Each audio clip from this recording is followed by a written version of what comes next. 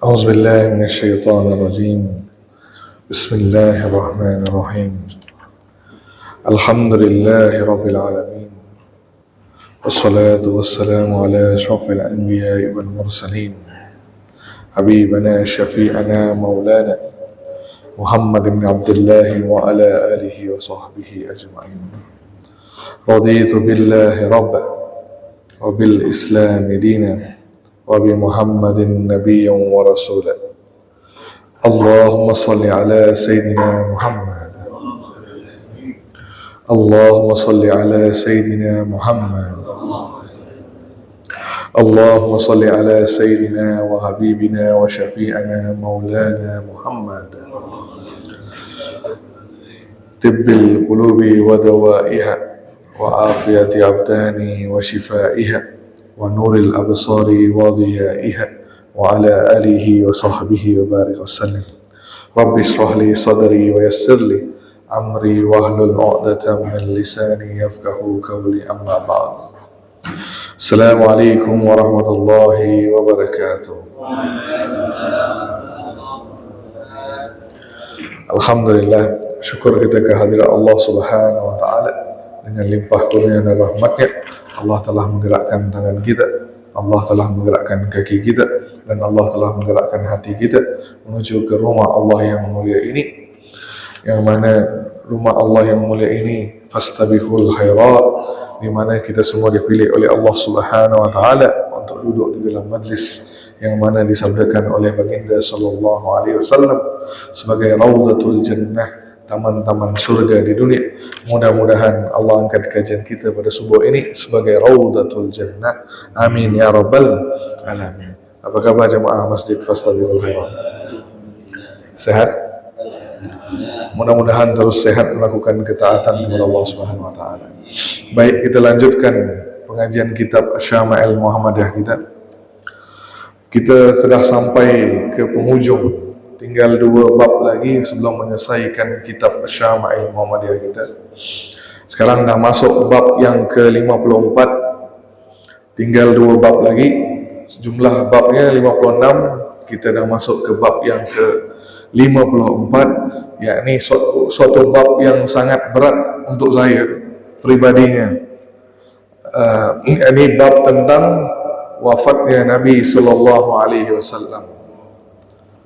Jadi kita akan bahaskan tentang peristiwa yang paling besar yang pernah terjadi, sampaikan disebut sebagai musibah terbesar untuk umat Islam, yakni ketika mana Nabi sallallahu alaihi wasallam wafat. Maka itu yang kita akan bahaskan pada pagi subuh ini. Maka saya harap semuanya dapat menghayati, cuba ingat balik kondisinya, bagaimana suasananya ketika Nabi sallallahu alaihi wasallam wafat, dan apa inti yang akan disampaikan dalam hujung bab yang mana bab tentang wafatnya Nabi sallallahu alaihi wasallam. Maka Allah Subhanahu wa taala berfirman, kullu nafsin za'iqatul maut. Setiap yang bernyawa pasti akan merasai mati, termasuk Nabi kita yang tercinta Rasulullah sallallahu alaihi wasallam. Maka disebutkan, jika salah seorang di antara kalian tertimpa musibah, hendaklah ia mengingat dahsyatnya musibah mereka atas kepergianku, kerana itu adalah musibah yang paling besar. Jadi kalau kita pernah mengalami musibah, ingat musibah kita itu tidaklah sehebat musibah paling besar, yakni musibah wafatnya Nabi sallallahu alaihi wasallam. Baik jemaah yang dirahmati oleh Allah sekalian, kita pergi sebelum Nabi wafat, kita lihat peristiwa-peristiwa yang pernah terjadi pada Nabi sallallahu alaihi wasallam. Daripada awal kita boleh lihat, kalau kita baca sirah, Nabi sallallahu alaihi wasallam dilahirkan di kota Mekah. Kemudian terkenal pada tahun gajah, bulan kelahiran ataupun tahun kelahiran Nabi sallallahu alaihi wasallam. Kemudian ketika usia 40 tahun, beliau diangkat menjadi seorang rasul, dan beliau tinggal di Mekah setelah diangkat menjadi rasul selama 13 tahun. Selama 13 tahun. Kemudian di usia 53 tahun, baginda berpindah, berhijrah ke kota Madinah, ke kota Madinah dan tinggal di sana selama 10 tahun. Dan jumhur ulama mengatakan baginda diwafatkan pada tahun ketika usia beliau 63 tahun. Rata-ratanya ada perbezaan sedikit, ada yang kata 62, 63, ada yang 65, tapi jumhur ulama mengatakan sepakatan jumhur adalah 63 tahun. Jadi selama baginda hidup banyak peristiwa yang pernah terjadi. Itu yang kita tidak akan bahaskan. Yang kita bahaskan adalah ketika menjelang kewafatan Nabi sallallahu alaihi wasallam. Terutamanya baginda wafat pada tahun ke-11. Tahun ke-11 Hijriah. Tahun 11 Hijriah. Pada tahun ke-7 Hijriah, baginda mengikuti perang yang terakhir, yakni perang Khaybar, perang melawan orang-orang Yahudi. Setelah umat Islam mencapai kemenangan, ketika itu di Khaybar, di perkampungan Khaybar, baginda dan sahabat duduk, maka dijamu oleh orang Yahudi, kan? Dijamu. Mereka tahu Nabi SAW suka makan kambing. Jadi orang-orang Yahudi ini ketika tahu dah kalah, jadi mereka ingin buat sesuatu untuk balas dendam. Jadi sisa-sisa Yahudi ini buat apa? Mereka sepakat, ayo kita bunuh Nabi SAW, bunuh Muhammad, kan? Bunuh Muhammad. Jadi mereka pun merancang memasukkan racun dalam makanan Nabi SAW. Jadi mereka tahu Nabi paling suka makan kambing, dan diletakkan racun di dalam kambing panggang. Kambing panggang, terutama di bahagian mana? Paha, bahagian depan, kan? Nabi paling suka, maka diletakkan lebih racun di bahagian paha yang paling depan. Semua kambing itu beracun, tapi lebihnya diletakkan di bahagian paha. Terus kenapa tukang masaknya adalah perempuan Yahudi? Dia disuruh untuk masukkan racun. Terus ketika dihidangkan, para sahabat semuanya ketika makan kambing, maka Nabi pun mengambil bahagian paha yang paling depan tadi, masukkan ke mulut. Ketika Nabi tengah mengunyah, sebelum menelan, sebelum ditelan daging kambing itu, nah kambing itu dengan izin Allah Subhanahu wa taala, salah satu mukjizat Rasulullah SAW, kambing itu berbicara dengan Nabi SAW. Ya Rasulullah, sesungguhnya dalam daging ini ada racun, jangan kau makan ya Rasulullah, kan? Terus Nabi pun mengeluarkan, terus bilang kepada sahabat, ya sahabat, angkatlah tangan kalian, kerana kambing-kambing ini telah menyampaikan kepada aku bahawa dia adalah beracun. Maka ketika Nabi dah keluarkan, walaupun tidak mengunyah daging tersebut, tapi racun itu terlanjur masuk ke dalam tubuh Nabi sallallahu alaihi wasallam, tapi tidak langsung bereaksi, tidak langsung bereaksi, sebab Allah jaga Nabi sallallahu alaihi wasallam. Jadi racun itu lama tersimpan dalam tubuh Nabi sallallahu alaihi wasallam dan tidak membawa kesan. Kesannya datang bila? Ketika di penghujung usia Nabi sallallahu alaihi wasallam, pengaruh racun itu mulai tampak dan terasa. Faham tak? Hikmahnya kenapa? Agar manusia mengetahui Nabi sallallahu alaihi wasallam adalah sebagai manusia yang biasa juga. Faham tak? Faham tak? Nah, tapi tidak langsung terjadi ketika Nabi makan kambing. Sebab apa? Untuk menunjukkan bahawa Nabi itu seorang Rasul. Tak mudah seperti itu, kan? Allah jaga.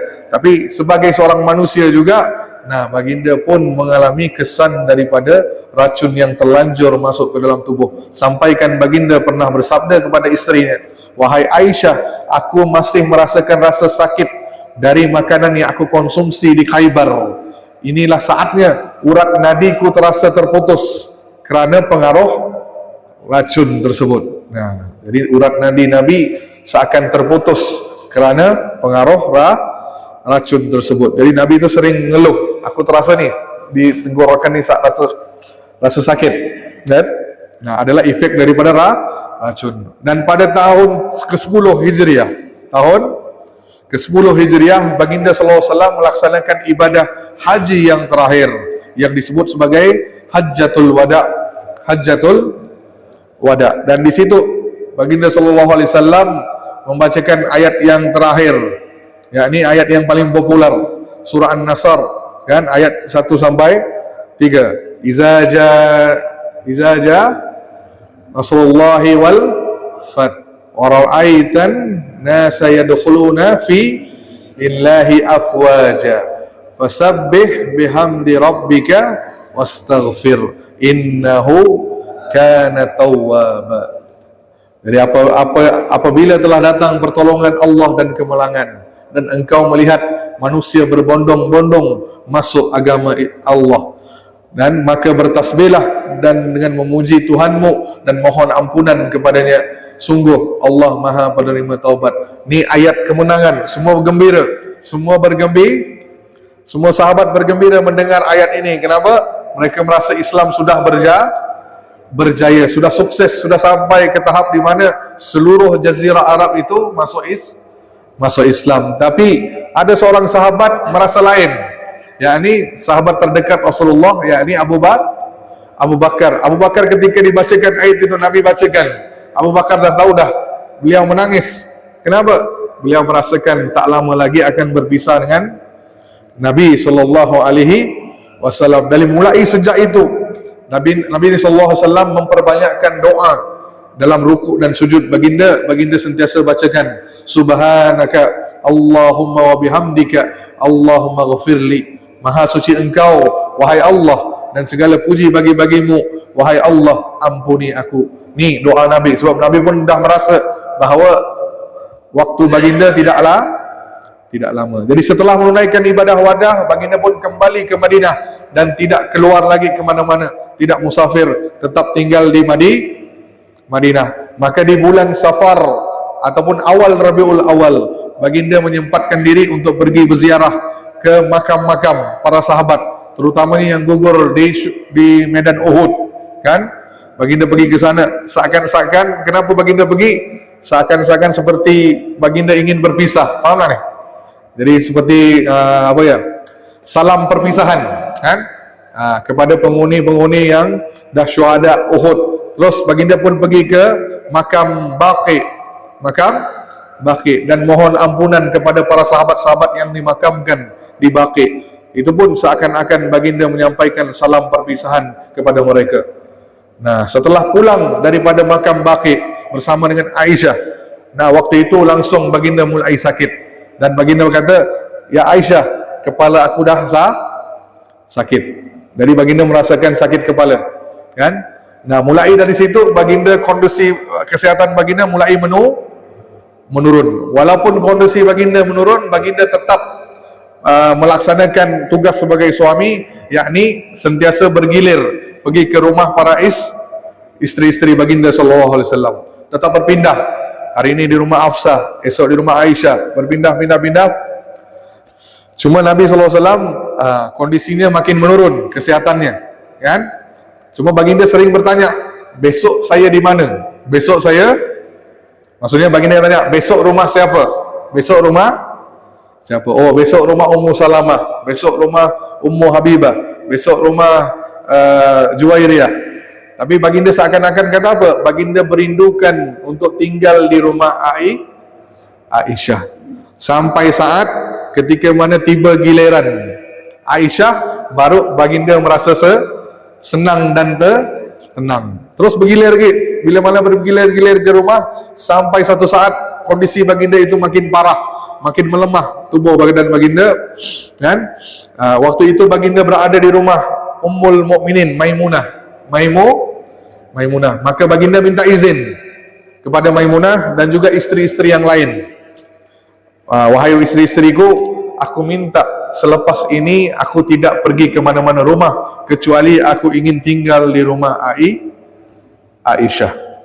Nah, baginda minta izin kepada semua isteri bahawa saya tak bisa pergi ke semua rumah mulai saat ini. Aku ingin tetap tinggal di rumah Aisyah. Dan sekalian boleh datang berziarah kepada aku, kata Nabi SAW. Jadi para isteri semuanya mengizinkan. Maka dalam kondisi ini baginda lemah, tidak mampu berjalan.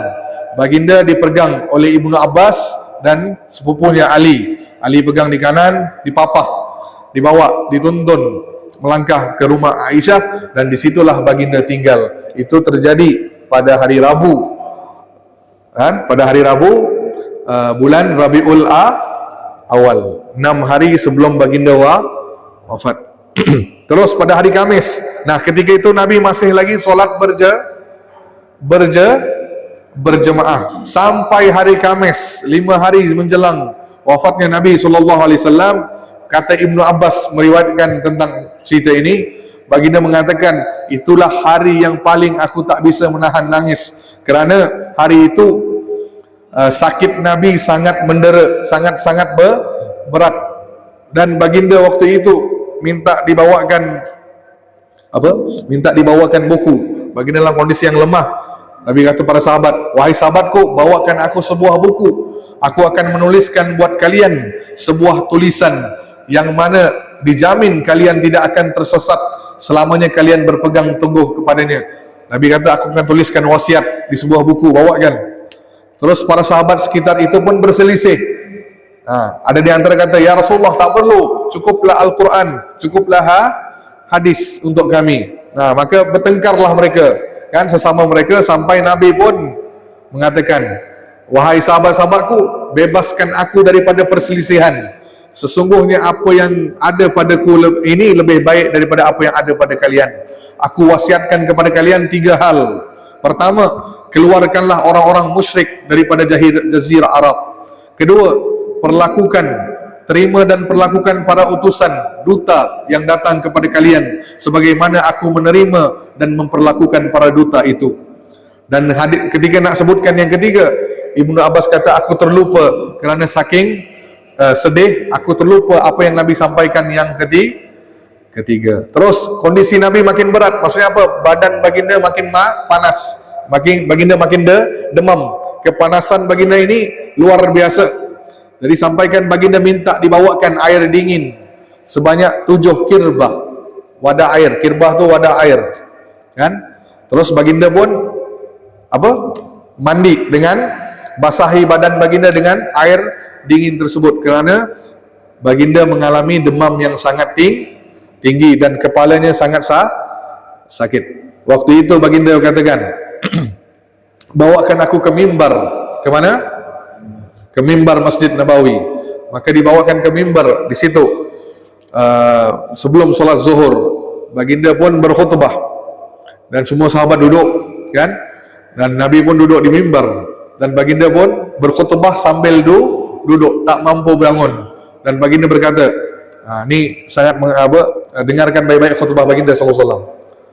Dari baginda pun mulakan khutbah, sesungguhnya Allah telah memberikan pilihan kepada seorang hambanya untuk memilih dunia atau memilih apa yang ada di sisi Allah.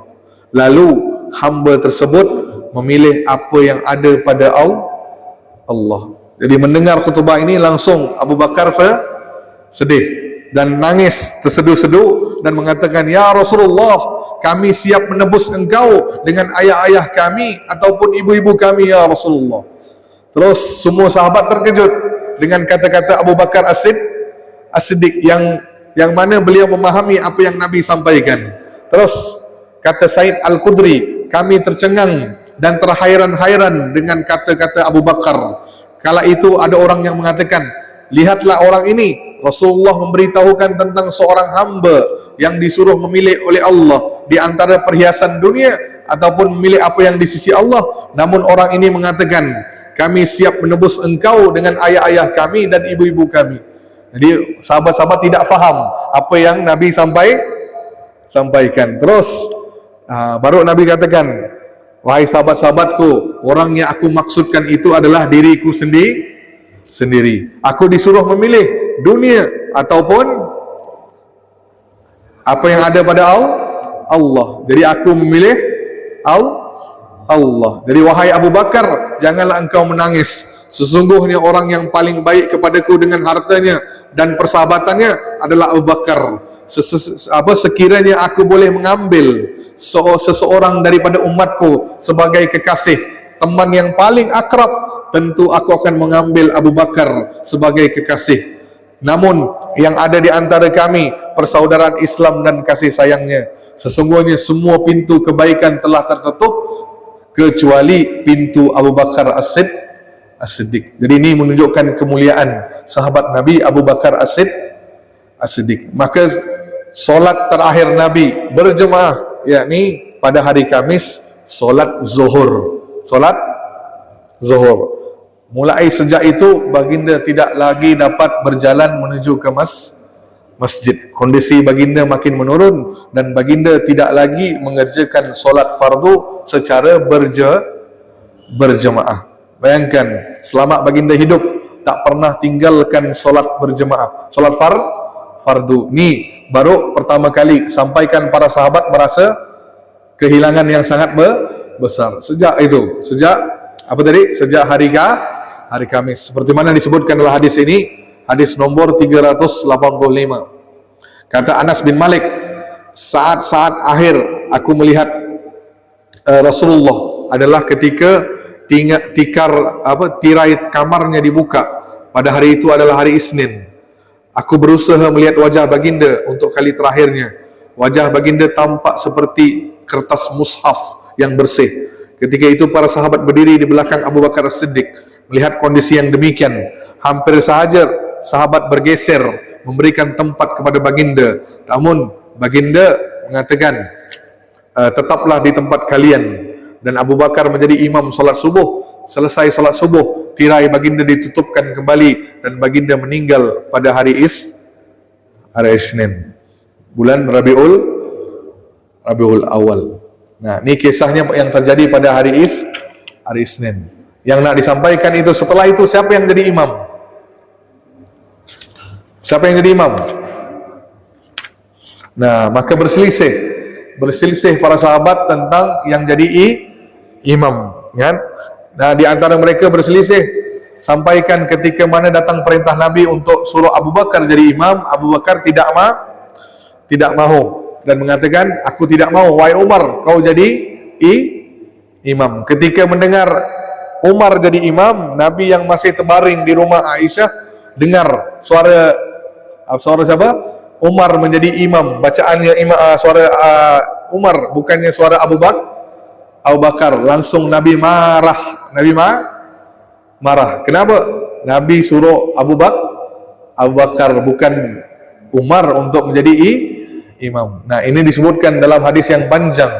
Ya, ini disebutkan daripada sahabat yang bernama Salim bin Ubaid. Rasulullah SAW pengsan kerana sakit yang dideritanya. Maksudnya apa? Baginda sering berpengsan. Namun beberapa saat baginda sedar kembali dan bertanya, apakah waktu solat telah tiba? Kemudian keluarga beliau menjawab, ya.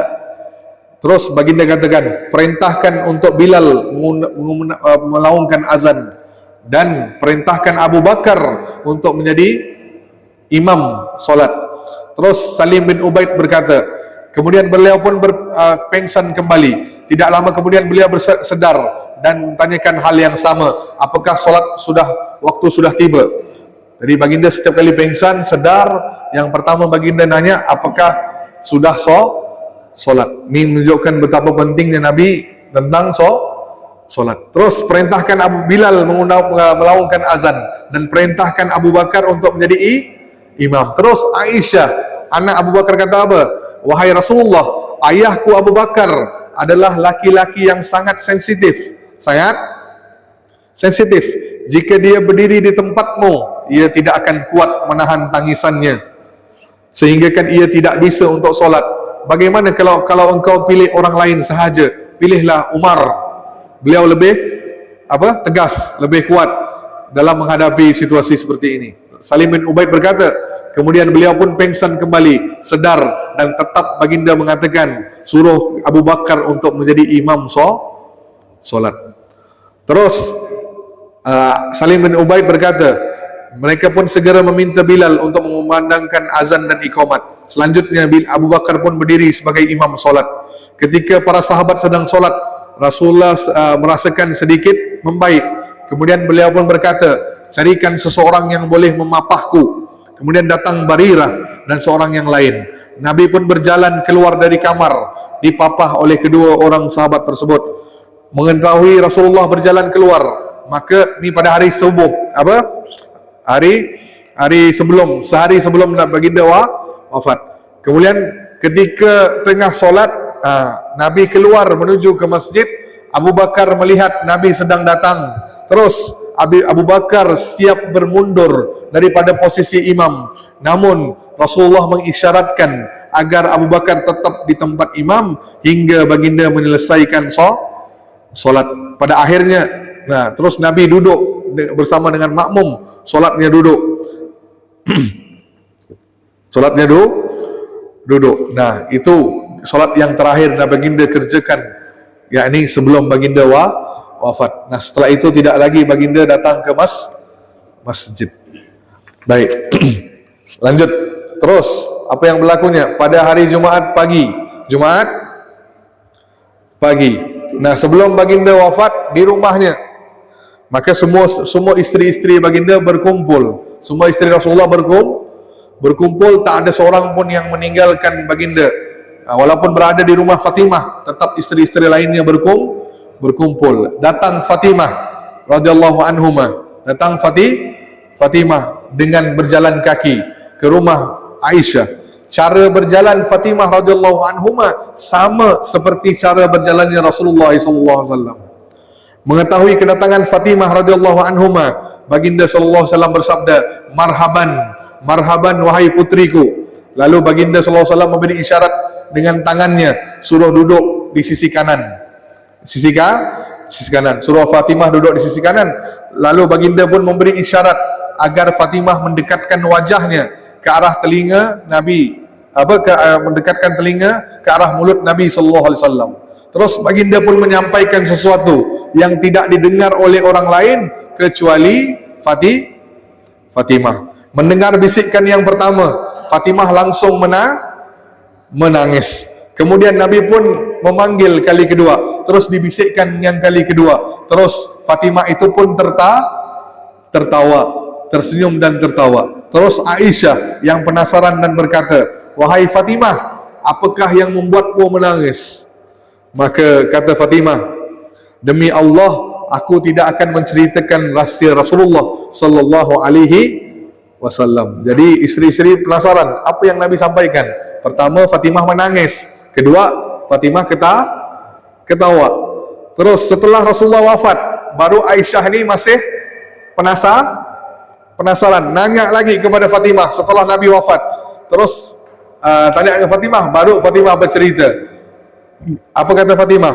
Bisikan pertama, baginda menyampaikan kepada aku bahawa Jibril setiap kali akan datang kepada aku untuk membacakan Al-Quran, mendengarkan bacaan Al-Quran sekali dalam setahun, sekali.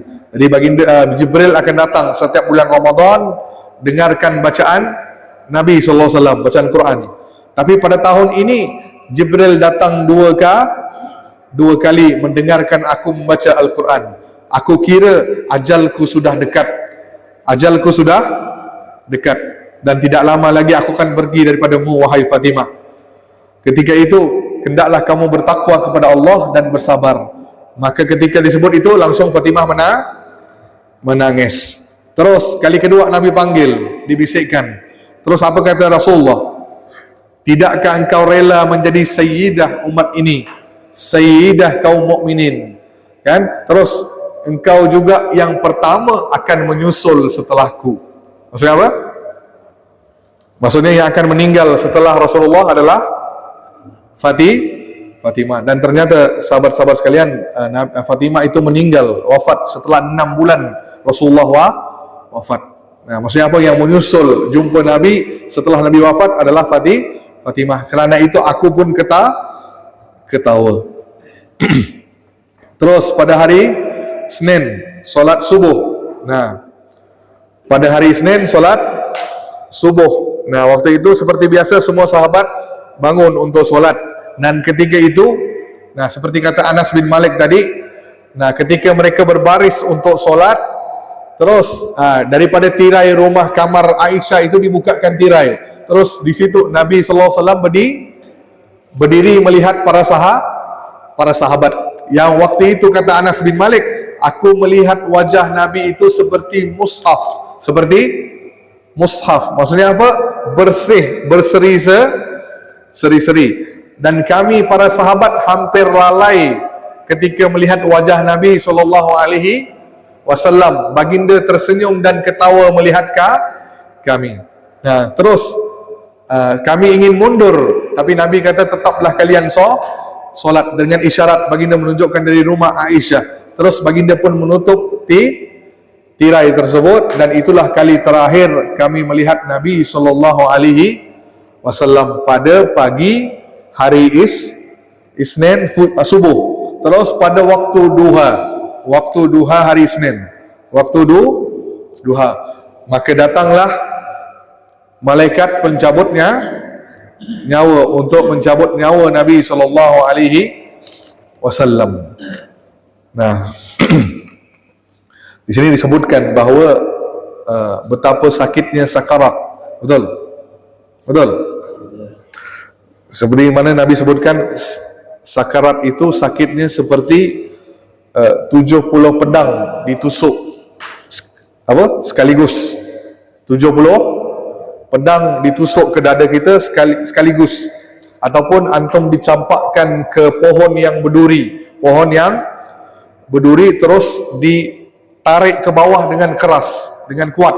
Bagaimana rasanya? Nah, sangat sakit, kan? Nah, seperti mana duri yang ada pada benang, dan antum narik benang tu dengan kasar, maka apa jadi pada benang tersebut yang tersangkut dengan duri? Maka akan berselerakkan. Seperti itu sakitnya sakarat. Tapi untuk Nabi SAW, sakitnya itu disebutkan di sini 2 kali lipat daripada sakitnya manusia biasa.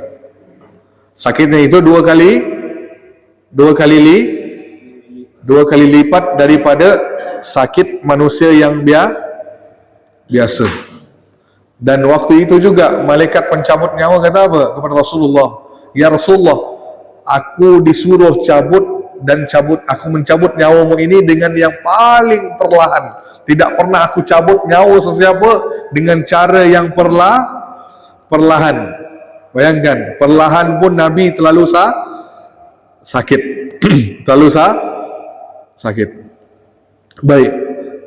Dan ucapan terakhir Rasulullah ataupun perbuatan terakhir Rasulullah sebelum wafat, baginda dah tak mampu nak berbicara, sakitnya sangat kuat, sakarat.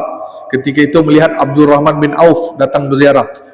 Terus di kantong, di saku Abdurrahman bin Auf tu ada siwak, ada siwak kayu sugi. Terus Nabi lihat siwak itu, terus Nabi mengisyaratkan, inginkan siwak tersebut. Terus Abdurrahman bin Auf ambil, terus diberikan kepada Aisyah, kan?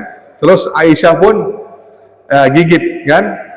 Melembutkan kayu siwak tersebut supaya Nabi bisa bersiwak. Terus Nabi pun menggigit, kan? Aisyah pun menggigit supaya dia lembut, dan terus disiwak gigi baginda SAW.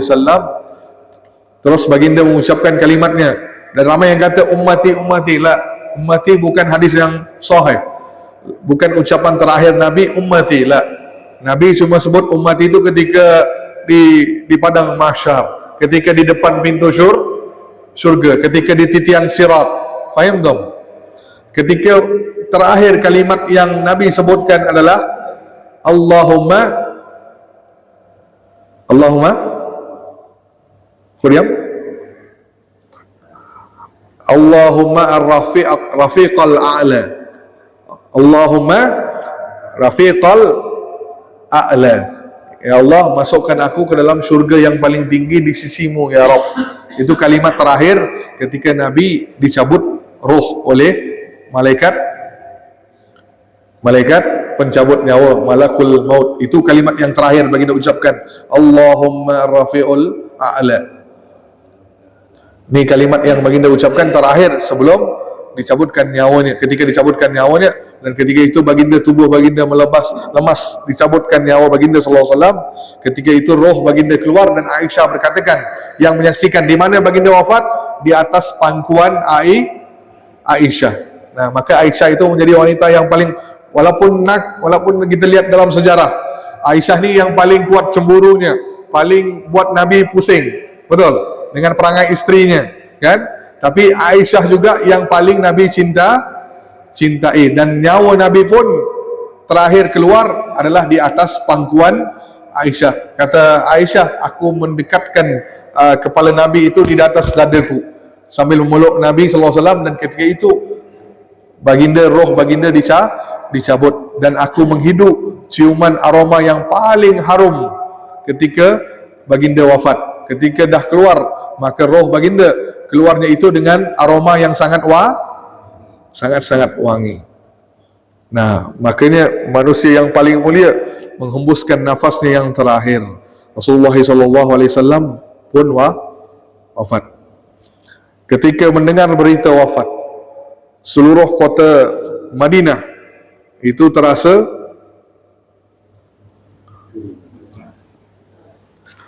sangat-sangat apa ya?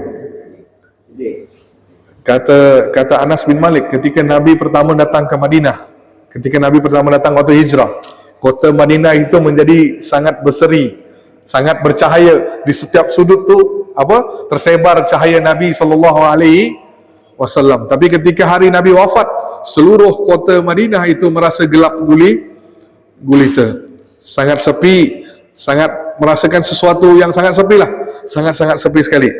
Nah, ketika itu Abu Bakar tidak berada di Nabi SAW, Umar pun tidak berada di rumah Aisyah. Kerana apa? Kerana hari Isnin tu semua sahabat melihat Nabi itu dalam keadaan apa tadi? Ketika dibukakan tirai, baginda nampak sehat, berseri-seri. Oh, Nabi dah keadaannya membaik. Maka semua mikir, oh, Nabi dah pulih ni, dah sehat kembali. Dari masing-masing melakukan tugas urusannya, semua pulang ke rumah, tidak ada lagi di masjid, semuanya keluar melakukan urusan. Maka waktu itu Abu Bakar pun tak ada, Umar pun tak ada di sisi Nabi ketika Rasulullah wafat. Nah, ketika mendengar berita Rasulullah wafat, semua sahabat berkumpul di luar rumah Aisyah sambil berteriak, sambil macam tidak percaya, kan, terjadinya Nabi wafat. Sampaikan Umar yang mendengar sahabat-sahabat semua mengatakan Rasulullah telah wafat, maka Umar pun mengamuk sampai mengatakan apa? Sampai menghunuskan pedang, karena saking cintanya kepada Nabi. Umar tidak percaya bahawa Rasulullah wafat, sampai menghunuskan pedang. Apa kata Umar? Siapa yang kata Muhammad wafat, akan kupenggal kepalanya sekarang. Jadi sampai Umar mengamuk di depan rumah Aisyah. Sampai Abu Bakar pun datang. Ketika Abu Bakar datang ke rumah, langsung masuk ke rumah Aisyah, melihat jasad Nabi SAW sudah terbaring, ditutup dengan kain. Langsung Abu Bakar pun duduk di depan dan bukakan kain yang menutupi wajah Nabi SAW. Terus ketika itu Abu Bakar pun menangis melihat Rasulullah sudah benar-benar wafat.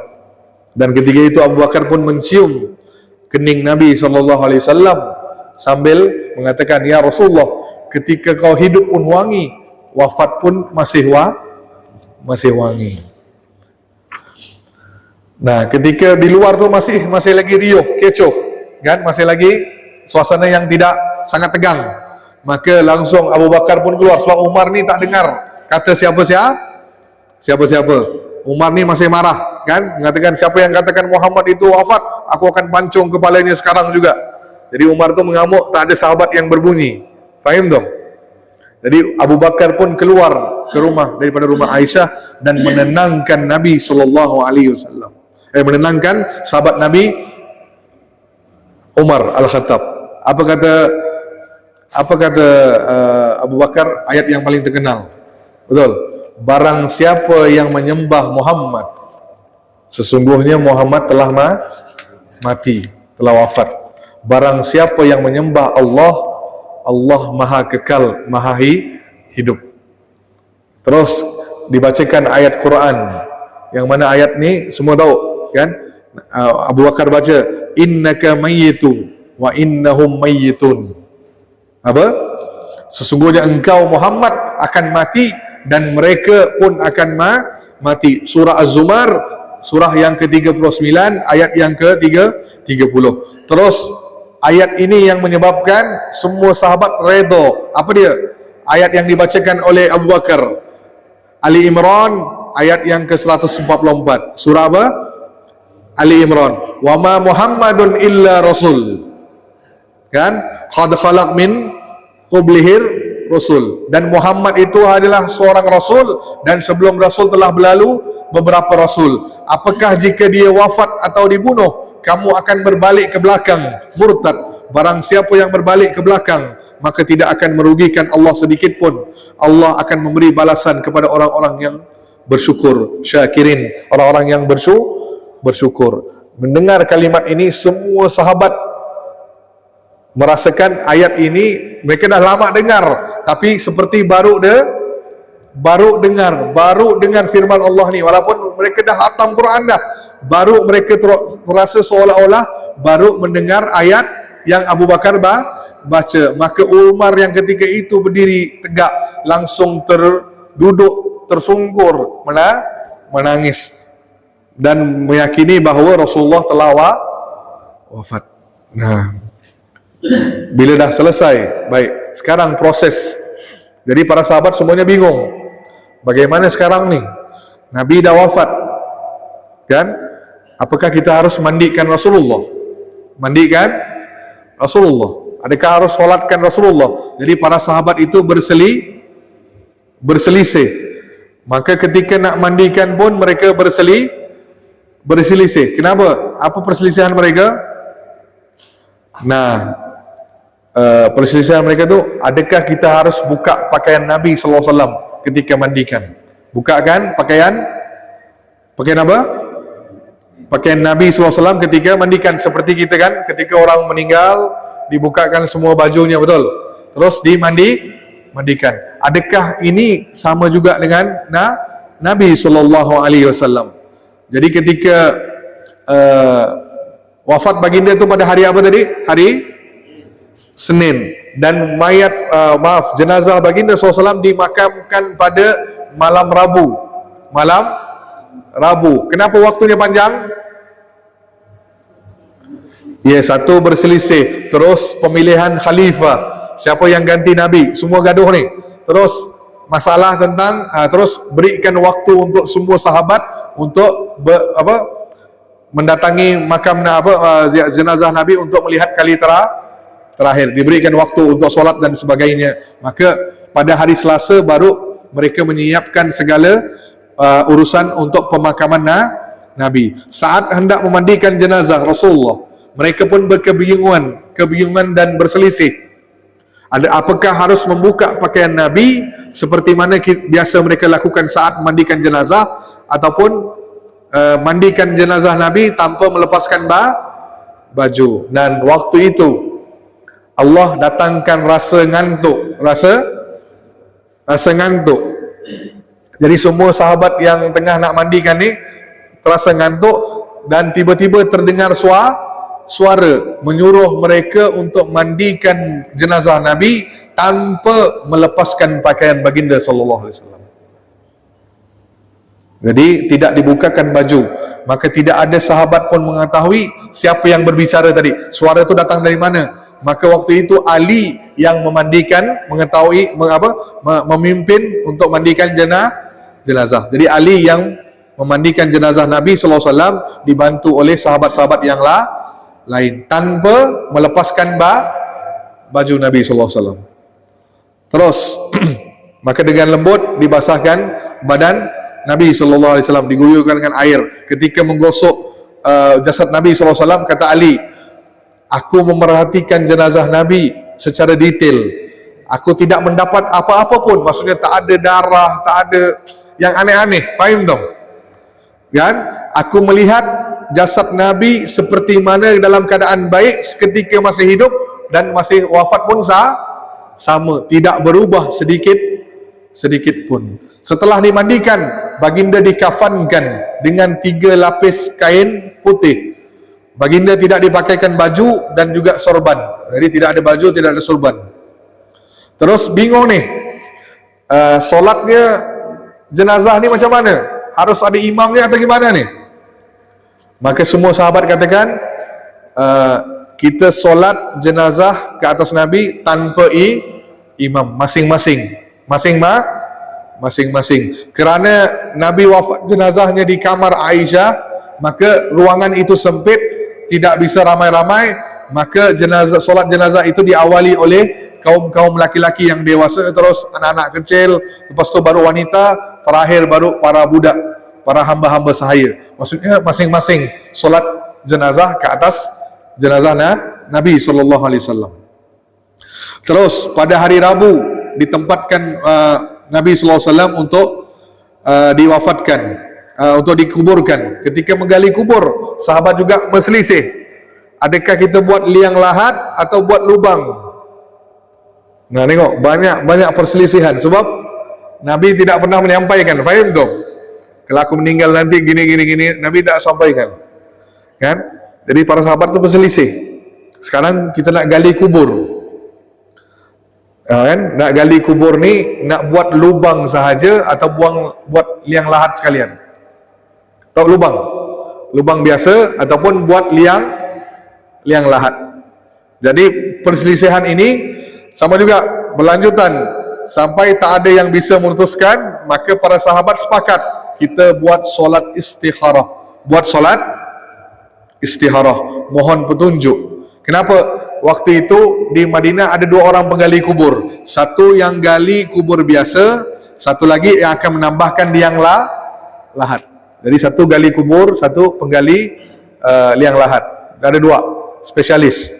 Jadi ketika mereka solat istikharah, dan mereka pun buat sepakat, okey, hantarkan utusan, panggil penggali kubur dua-dua ni, panggil dua-duanya. Dan mereka pun kata ni, baik, siapa yang datang duluan, itulah keputusannya. Faham tak? Penggali kubur yang mana datang, itulah kita tetapkan, begitu kubur baginda akan digali. Contoh, kalau penggali kubur lubang yang datang, maka kubur Nabi hanya lubang. Ataupun yang penggali yang liang lahat yang datang, maka kubur baginda liang lahat. Maka yang datang siapa? Iyalah penggali kubur datang. Yang mana datang? Yang gali lubang biasa atau yang ada lahat? Lahat kan di ke dalam lagi. Faham tak? Kalau lahat kan kalau lubang pak, lubang saja. Kalau liang lahat ada lubang dan di bawah lagi apa? Ada ke tepinya lagi kan? Kan pernah lihat kan kubur kan? Nah, rumah kita nanti semuanya. Faham tak? Ternyata yang datang duluan adalah orang yang biasa menggali kuburan dengan lahat. Allahu Akbar. Jadi kubur baginda itu adalah apa? Liang lahat. Kan? Liang lahat. Allahu Akbar. Makanya kubur Nabi di mana baginda dimakamkan?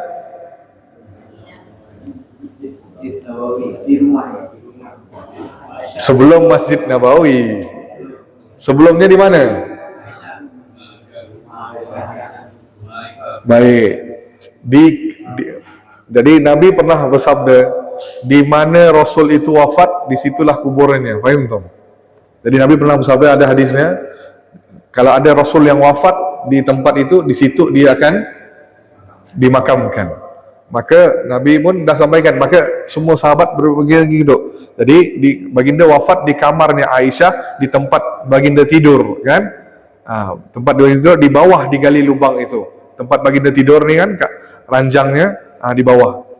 Itu digalikan liang lahat, dan di situ disemadikan jasad mulia Nabi SAW pada malam Rabu. Setelah dikuburkan, ditutup, terus diletakkan kain merah dan ditancapkan batu, kan? Terus ditutup beralaskan sebuah kain merah, kan? Terus ditancapkan batu, dan tinggi kubur baginda itu 1 jengkal, hanya satu jengkal tinggi. Jadi tak tinggi, tingginya hanya satu jengkal. Boleh bayangkan tinggi kubur Nabi itu hanya satu apa sebetulnya? Jengkal kan? Jengkal. Ni hasta, betul. Satu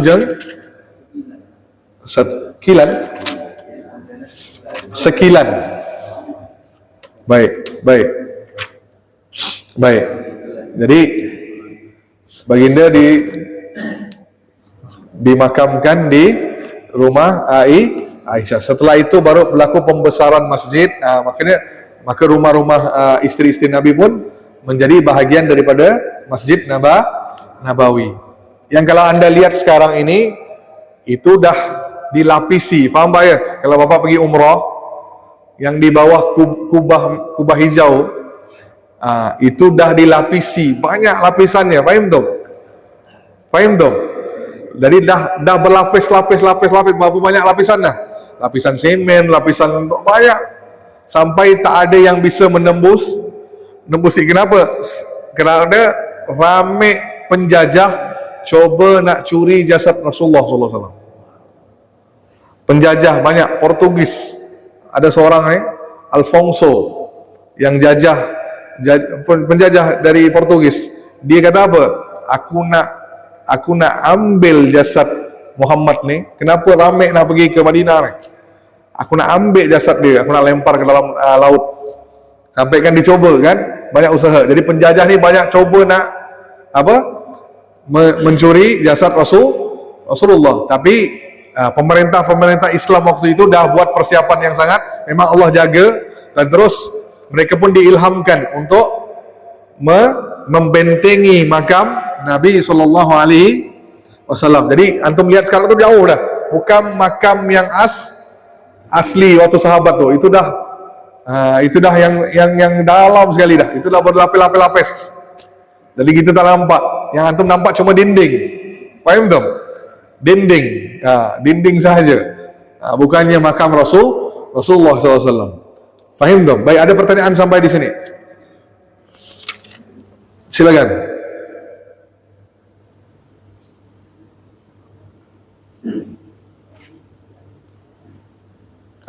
Ada pertanyaan? Ada? Pak Riyad? Assalamualaikum warahmatullahi wabarakatuh.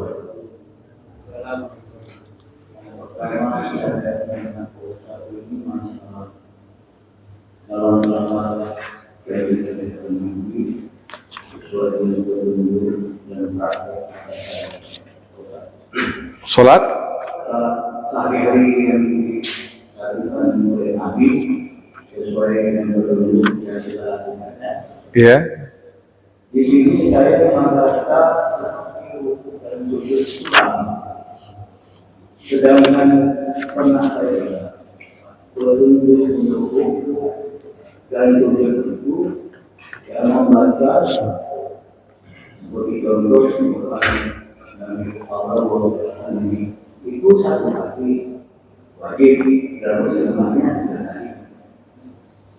Kalau disebutkan oleh Pak Ustaz itu panjang, mengambil atau mengacau perintah yang pertama wajib.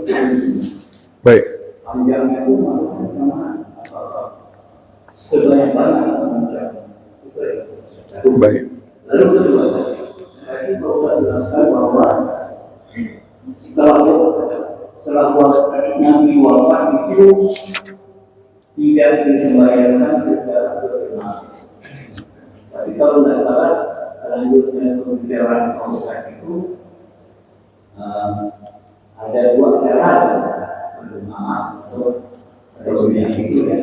Jadi saya tidak paham. Kerana baik. Yang saya bacakan tadi itu Nabi SAW sentiasa baca dalam ruku dan sujud. Jadi baginda tidak bacakan ketika solat berjemaah. Faham tak? Solat bersendirian. Jadi antum nak ruku lama, kalau antum jadi imam, kita kena lihat kondisi makmum. Itu syaratnya imam. Faham tak? Imam sebelum dia nak jadi imam, dia kena lihat jemaah ni siapa, muda, tua, anak-anak, kan? Dia kena lihat. Maka dia harus sesuaikan solat itu, sesuaikan dengan makmum. Jangan terlalu panjang dan jangan terlalu pendek dan sebagainya. Jangan cepat dan sebagainya. Itu tugas seorang imam. Dan di sini kalau semuanya rata-rata tua, maka bacaannya pun standar, tidak terlalu lama. Di sini untuk bacaan ruku dan sujud itu sunnah, bukan subhan rabbiyal a'la itu wajib. Itu cuma bacaan yang Nabi baca. Selain itu pun ada banyak bacaan yang lain, ucapan yang lain. Tak baca pun sah juga solat kita. Faham tak? Faham tak? Cuma sujud sahaja tanpa baca apa-apa pun sah. Sebab bacaan ketika sujud, bacaan ketika ruku itu sunnah. Faham tak? Yang penting gerakan sujudnya. Itu kalau kita tak buat, baru batal solat kita, terlepas rukun. Faham tak? Faham tak? Jadi yang bacakan dalam solat, termasuk juga kalau tak baca surah pun tak ada masalah. Kalau dah baca surah Al-Fatihah, surah Al-Fatihah wajib. Faham tak? Jadi jelas Pak. Dan tahiyat wajib. Kalau tahiyat akhir, itu wajib, harus dihafalkan. Nah, yang lain semua sunnah. Terus salam yang pertama wajib. Salam yang kedua, salam pun gerakan kepala, bukan bacaannya. Faham tak? Assalamualaikum, gerakan kepala ni kan, gerakan kepala ni sunnah, bacaannya itu wajib. Jelas? Jadi orang tu tak gerakkan kepala, Assalamualaikum warahmatullahi, Assalamualaikum warahmatullahi, tetap sah. Cuma jadi tidak sempurna. Situ dia tidak sempurna. Jadi Nabi cuma sarankan kepada kita, perpanjangkan ruku, perpanjangkan sujud. Boleh kita bertasbih, boleh kita berdoa. Itu Pak. Sip? Itu yang pertama. Kedua, kenapa tadi solat jenazah Nabi itu tidak ada yang jadi imam? Sebab yang wafat tu siapa? Nabi. Imam segala imam. Siapa yang berani nak jadi imam? Tak ada orang kan? Tak ada yang berani. Jadi ketika itu semua sepakat tak ada imam kita. Semua solat masing-masing. Yang kedua, kondisi tempat itu juga. Jasad Nabi di tempat yang sangat sempit, kamar cuma ada bisa 2 orang, 3 orang sekali waktu. Maka disuruh masing-masing. Cuma berbeda untuk kita. Faham tak? Kita harus memang ada imam, dan juga boleh dikerjakan kalau kita tak sempat solat jenazah, maka boleh kita solat jenazah sendirian. Apatah lagi kalau tak jumpa mayitnya, maka solat ghaib. Gitu Pak. Jelas ya? Okey, lanjut. Ada lagi? Baik, Dad. Tak ada? Yang lain? Ada? Sudah?